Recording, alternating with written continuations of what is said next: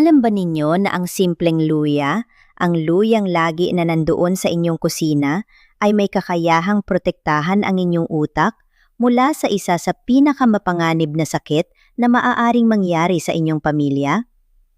Ang Alzheimer's disease, ang sakit na unti-unting nagnanakaw ng alaala, ng pagkilala sa mga mukha, ng pagkilala sa sariling pamilya, ay maaaring mapabagal at ayon sa pinakabagong pananaliksik, maaaring maprotektahan ang utak sa pamamagitan ng isang bagay na matagal na nating hawak. Ang truk, ang lihim na paraan ng luya. Hindi ito biro. Bawat araw, may mga pamilyang nanonood ng kanilang nanay, ng kanilang lola, na unti-unting nakalimot sa kanilang mga pangalan. Unti-unting nawala. At ang pinakamasakit? Maaari itong naiwasan. Ang susunod na ilang minuto ay maaaring magbago ng buhay ninyo at ng buhay ng mga taong mahal ninyo. Manatili kayo dahil ang impormasyong ito ay para sa inyo. Ako si Ate Maria at tulad ninyo, mayroon akong mga minamahal na natatakot ako mawalan. Ayon sa pananaliksik ng Harvard Medical School, ang Alzheimer's disease ay hindi biglang nangyayari. Ito ay isang proseso, matagal, tahimik at nagsisimula sa loob ng ating utak ng 10 hanggang 20 taon bago pa man natin mapansin ang mga unang palatandaan. 10 hanggang 20 taon. Sa Pilipinas, ayon sa Alzheimer's Disease Association of the Philippines, mahigit sa 1 milyong Pilipino ang apektado ng demensya, at ang Alzheimer's ang pinakakaranawang uri. At ang bilang na ito ay patuloy na lumalaki habang tumatanda ang ating populasyon. Pero narito ang bagay na kailangan ninyong maunawaan. Ang utak natin, tulad ng isang hardin, ay kailangan ng tamang pag-aalaga araw-araw. Hindi lang isang beses, araw-araw. At ang luya, ang ating sariling halamang gamot na pinakamura at pinakamadaling makita sa palengke ng Davao, ng Maynila, ng bawat probinsya, ay naglalaman ng mga sangkap na tinatawag ng mga siyentipiko na gingerols at shogols. Ang mga sangkap na ito ay may kakayahang labanan ang inflammation sa utak, ang pangunahing kaaway ng ating memorya. Ngunit bago natin pag-usapan ang solusyon, kailangan muna nating malaman, mayroon ba sa inyo o sa inyong pamilya na nagpapakita ng mga palatandaan ng maagang pagkasira ng utak? Pakinggan ninyo ng mabuti ang bawat isa. Palatandaan numero 1. Ang tinatawag na short-term memory loss o ang mabilis na pagkalimot ng mga bagong impormasyon. Ito ang pinakakaraniwang unang senyales. Hindi ito ang pagkalimot kung saan mo inilagay ang susi, kahit sinuman ay nakakalimot ng ganoon. Ang pinag-uusapan natin ay iba. Isipin ninyo ang inyong nanay. Kinukwento ninyo sa kanya ang isang bagay. Halimbawa, nagpaalam kayo na pupunta kayo sa palengke ng Davao. Pagbalik ninyo, itatanong niya ulit, "Saan ka pumunta kanina?" At hindi lang isang beses, paulit-ulit sa iisang araw. Ayon sa mga neurologist, ang short-term memory ay nakadepende sa isang bahagi ng utak na tinatawag na hippocampus. Kapag ang inflammation at oxidative stress ay nagsimulang sumira sa hippocampus, nagsisimula ang pagkalimot. Kung napansin ninyo ito sa inyong nanay o lola, huwag baliwalain. Ito ay ang unang boses ng utak na humihingi ng tulong. Palatandaan numero 2. Ang tinatawag na difficulty with planning and problem solving o ang kahirapan sa pampaplano at paglutas ng mga simpleng problema. Ito ang mas nakakalito at mas madaling hindi mapansin dahil minsan ay iniisip nating napagod lang ang ating mahal sa buhay. Halimbawa, ang inyong lola na dati ay napakahusay magluto ng monggo. Alam niya ang bawat hakbang, ang tamang dami ng tubig, ang oras ng pagluluto. Ngunit biglang nagsimulang malito siya. Nakalimot na dagdagan ng tubig, nasunog ang ulam, at hindi niya maintindihan kung bakit. Ang prefrontal cortex ng utak, ang bahagi na responsable sa pagpaplano at executive function, ay isa sa mga unang lugar na naapektuhan ng Alzheimer's. Kapag nakita ninyo ang ganitong pagbabago sa isang taong dating mahusay at organisado, ito ay isang mahalagang babala. Hindi sila naging tamad, hindi sila nagpapabaya. Ang kanilang utak ay nagpapakita ng sinyales at kailangan nating pakinggan ito. Palatandaan numero 3. Ang tinatawag na confusion with time and place o ang kalituhan sa oras at lugar. Natutulog ang inyong nanay ng hapon at pagising niya. Akala niya ay umaga na at kailangan niyang magluto ng agahan. O kaya naman, nakarating siya sa sulok ng inyong kalye, isang lugar na daan-daang beses na niyang narating, at biglang hindi niya alam kung paano siya nakarating doon. Ito ay nakakalito at nakakatakot, hindi lang para sa ating mahal sa buhay, kundi para sa kanilang sarili din. Isipin ang takot na mararamdaman ng isang tao na hindi niya alam kung saan siya naroroon. Ang temporal at spatial orientation. Ang kakayahang malaman kung anong oras at saan tayo naroroon ay depende sa maraming bahagi ng utak na nagtatrabaho ng magkasama. Kapag ang komunikasyon sa pagitan ng mga bahaging ito ay nasagabal ng amyloid plaques, ang mapanganib na protein na nagtitipon sa Alzheimer's, nagsisimula ang kalituhan. Huwag sisihin ang inyong mahal sa buhay. Ang kanilang utak ay nagtatrabaho ng husto kahit na nagbabago na ito.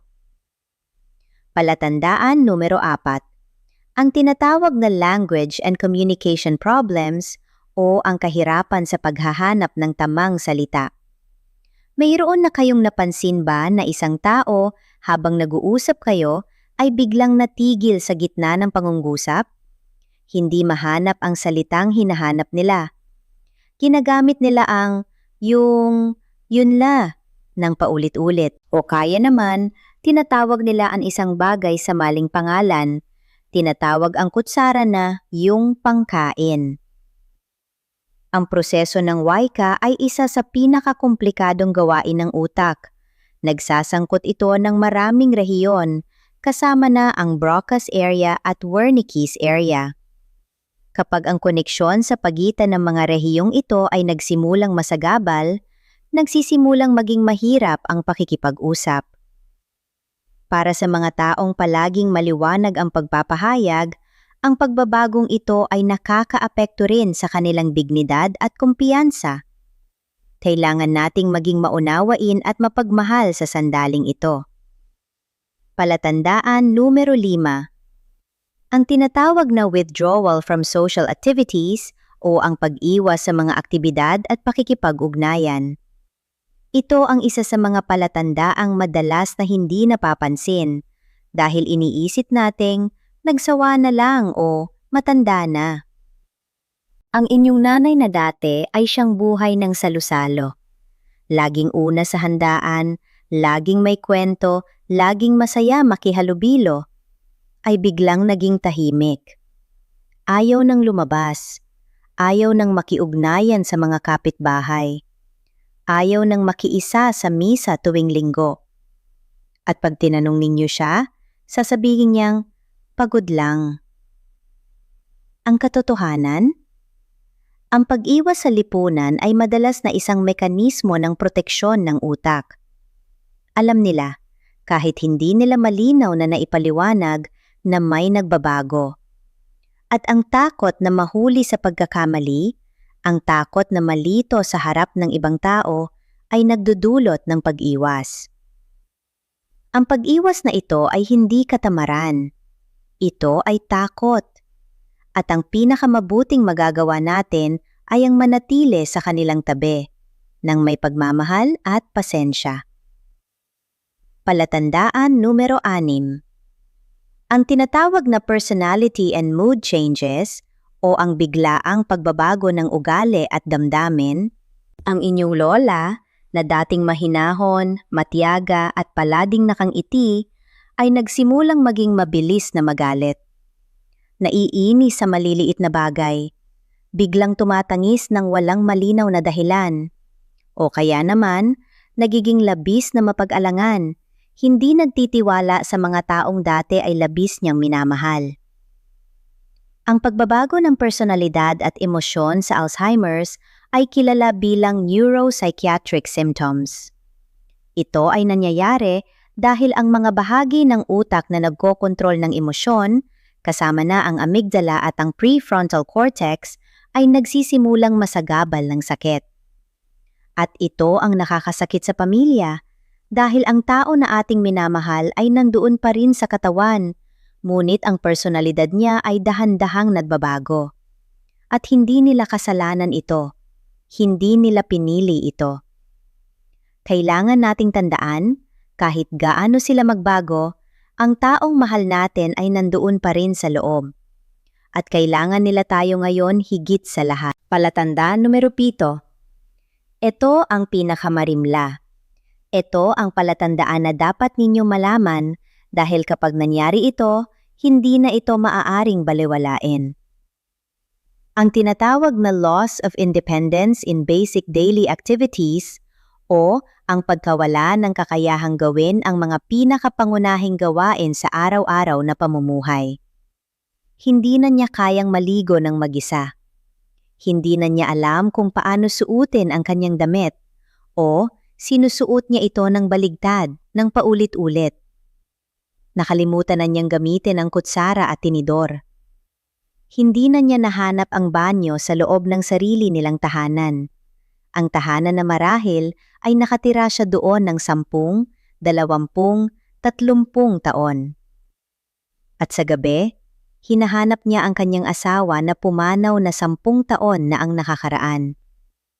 Tumatawag ng pangalan ng mga taong wala na at ang kanyang mga mata ay puno ng takot, isang takot na hindi natin lubos na maiintindihan.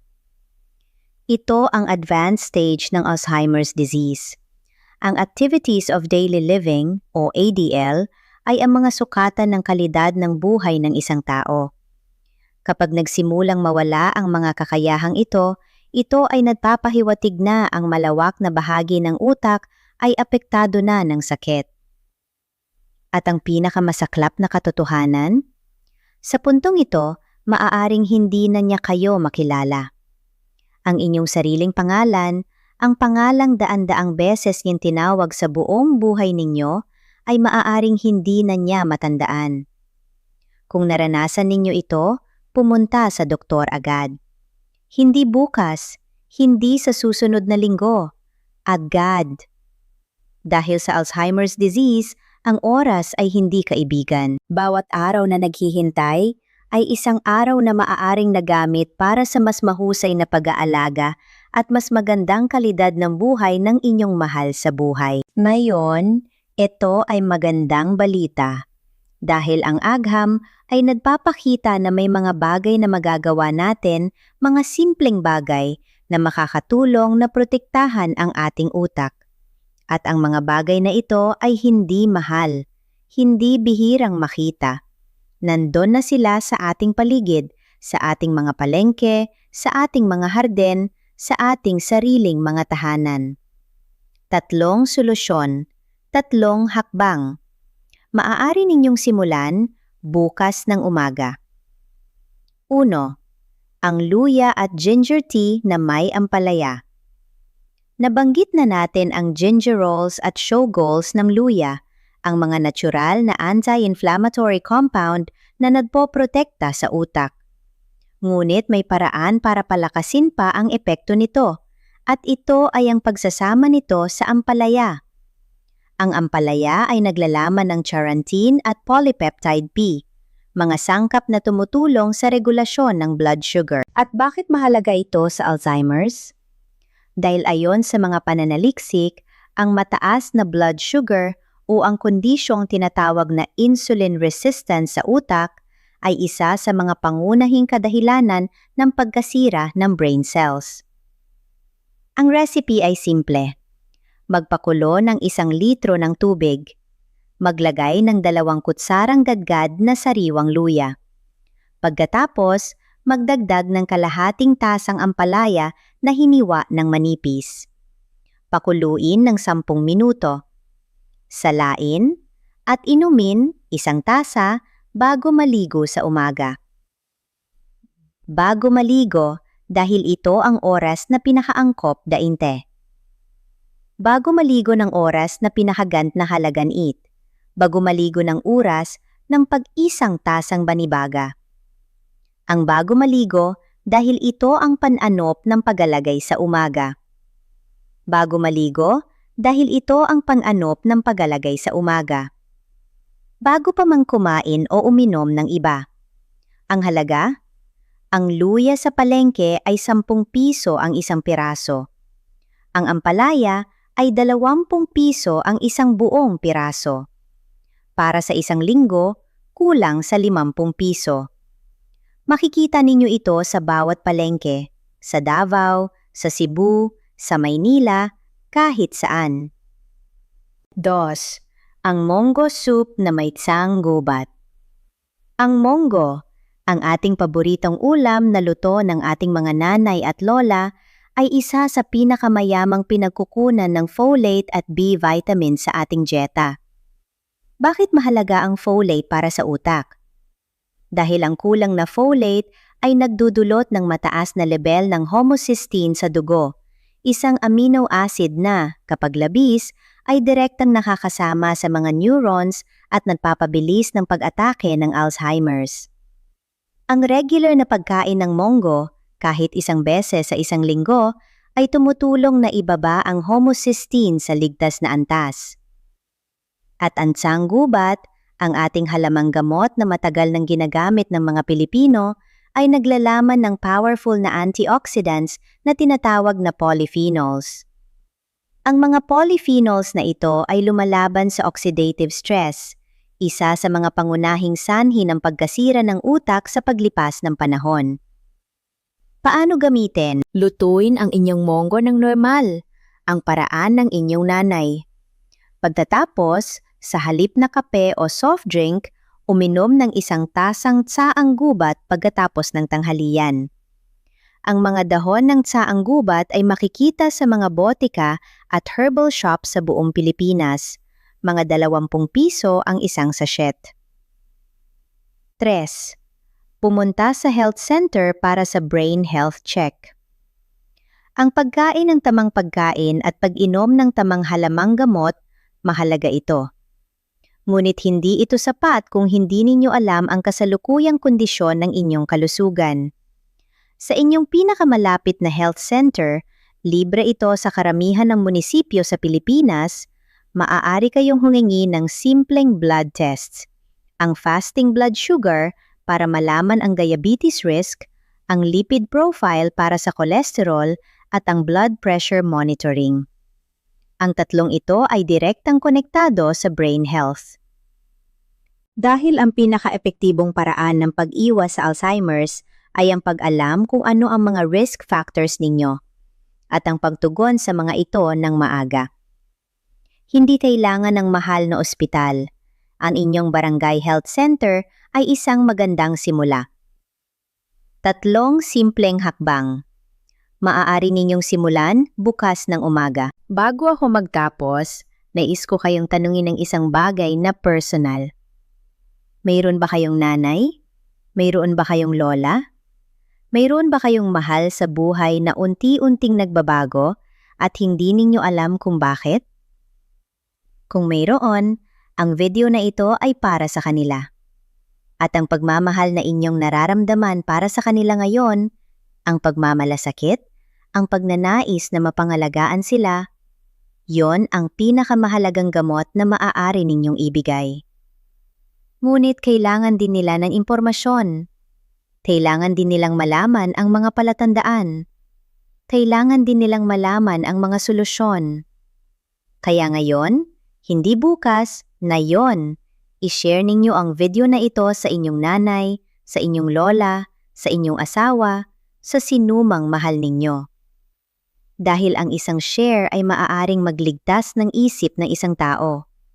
Maaaring mapanatili ang isang alaala. Maaaring mapanatili ang isang tao sa inyong mga bisig ng mas matagal. Kung natutunan ninyo ang kahit isang bagay ngayon, i-like ang video na ito. At kung nais ninyong patuloy na matanggap ang mga katotohanang makakatulong sa inyong pamilya, i-subscribe sa Mas Malusog Tayo para hindi kayo mahuli sa susunod na mahalagang impormasyon. Ingat tayo lagi. Hanggang sa susunod para sa Mas Malusog Tayo. At sa huli, isang tanong na nais kong iwan sa inyong puso. Kung ang luya, ang simpleng luya na lagi na nandoon sa inyong kusina, ay may kakayahang protektahan ang utak ng inyong mga mahal sa buhay mula sa Alzheimer's, bakit hindi natin ito simulan na yon?